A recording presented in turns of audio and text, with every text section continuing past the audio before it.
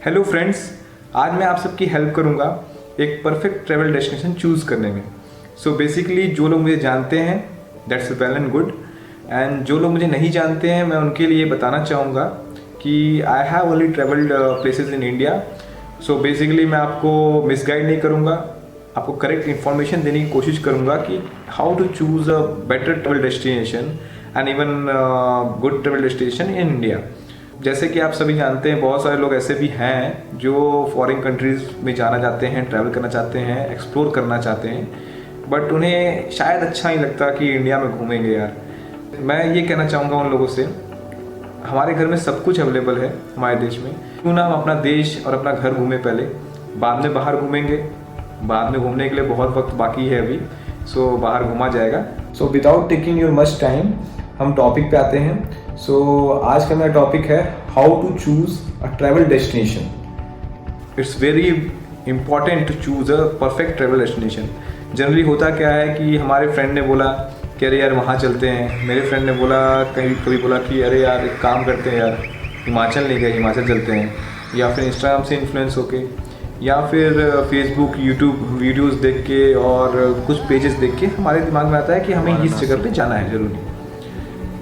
कभी किसी ने सोचा कि there are some factors which affects while choosing destination. बहुत सारे फैक्टर्स हो सकते हैं। जब भी हम प्लान करते हैं कोई भी ट्रैवल डेस्टिनेशन, तो हमारे दिमाग में बहुत सारी चीज़ें आना शुरू हो जाती हैं। जो पहला फैक्टर है और one of the most important thing in the world is money, budget. अगर आपका बजट अच्छा है तो आप कहीं भी जा सकते हैं।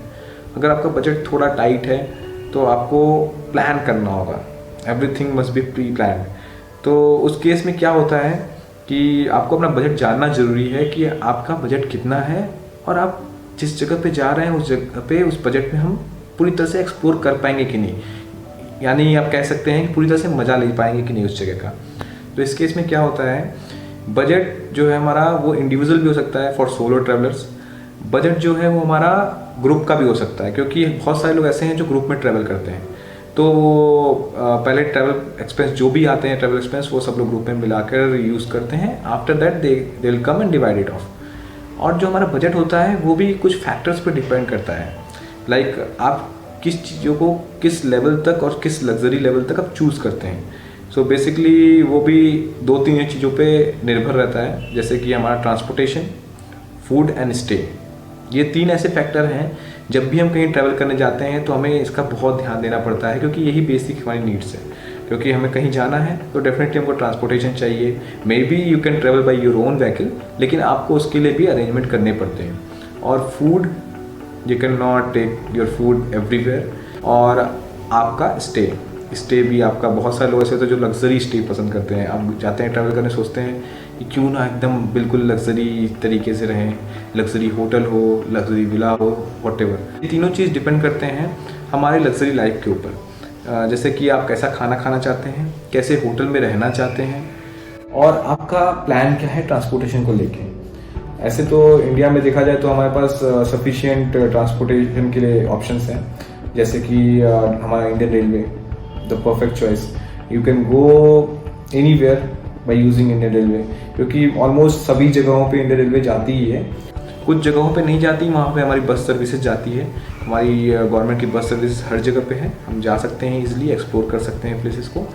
बट अगर आपका लाइक ट्रैवल करने का तरीका थोड़ा डिफरेंट है, आप थोड़ा लग्जरी के अकॉर्डिंग चलते हैं, तो आपको थोड़ा एक्सपेंस हाई रखना पड़ेगा, थोड़ा बजट वेरी कर सकता है।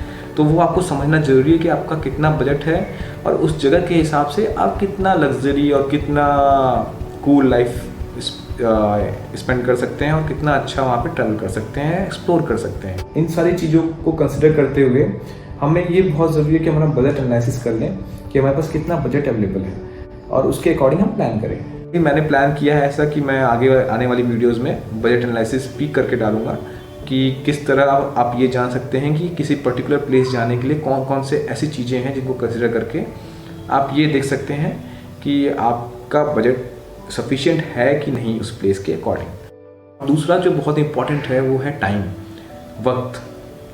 किस वक्त आप अपने ट्रैवल डेस्टिनेशन को प्लान कर रहे हैं, क्योंकि जब आप किसी भी डेस्टिनेशन को चूज़ करते हैं तो ये भी देखते हैं कितना डिस्टेंस है और वो डेस्टिनेशन कितना बड़ा है, क्योंकि बेसिकली अगर आपकी छुट्टियाँ कम हैं या ज़्यादा हैं उसके हिसाब से आपको डिसाइड करना पड़ेगा कि आप उस ट्रैवल डेस्टिनेशन पे कितना टाइम स्पेंड कर पाएंगे और वो आपके लिए सही है कि नहीं इस बार जाने के लिए और इस वक्त।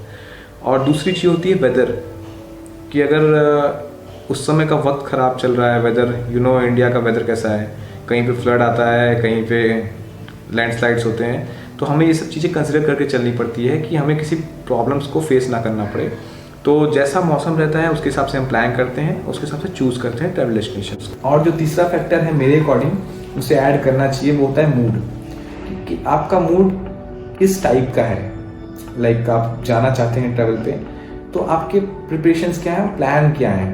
लाइक आप ऑफिस से थक चुके हैं काम करते करते, then you will find peaceful places और थोड़ा एक्टिविटीज़ ऐसा कुछ करना चाहते हैं, या फिर आप ऐसे हैं जो कि ट्रैकिंग में बहुत इंटरेस्ट रखते हैं, आप ट्रैकिंग करना चाहते हैं और ऑफ रोडिंग करना चाहते हैं। सो ये भी एक इम्पॉर्टेंट फैक्टर है कि जब हम ट्रैवल डेस्टिनेशन चूज़ करते हैं तो हम किस तरह का ट्रैवल डेस्टिनेशन चूज़ कर रहे हैं। अगर आप वोकेशंस पे जा रहे हैं और आपने सोचा कि यार बहुत दिन हो गए हैं ऑफिस में काम करते रहते, थोड़ा पीसफुल इन्वायरमेंट हो और थोड़ा शांति हो, थोड़ा मज़ा आए जगह का, और थोड़ा लोगों से दूर, ऑफिस की लाइफ से और ये सिटीज़ की लाइफ, तो उसके हिसाब से आपको ट्रैवल डेस्टिनेशन चूज़ करना होगा।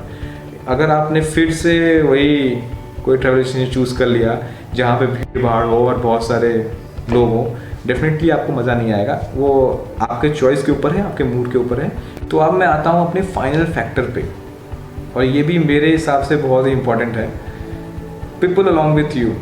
लाइक आप कैसे लोगों के साथ ट्रैवल पे जा रहे हैं और आपके जो फ्रेंड हैं।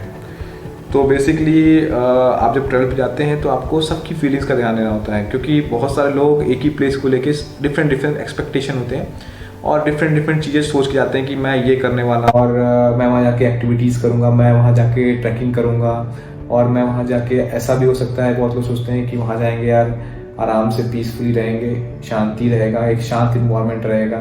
तो सारी सबकी जो फीलिंग्स है उनको लेके हमें चलना पड़ता है।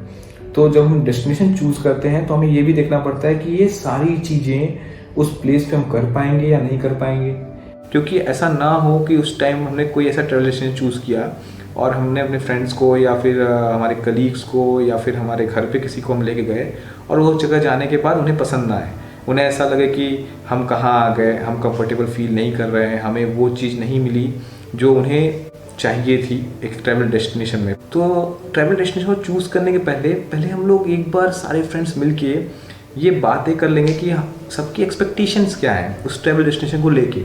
जैसे कि बहुत सारे लोग प्लान करते हैं गोवा चलेंगे, यार गोवा चलेंगे। अगर सब पार्टी करने वाले हैं वेल एंड गुड।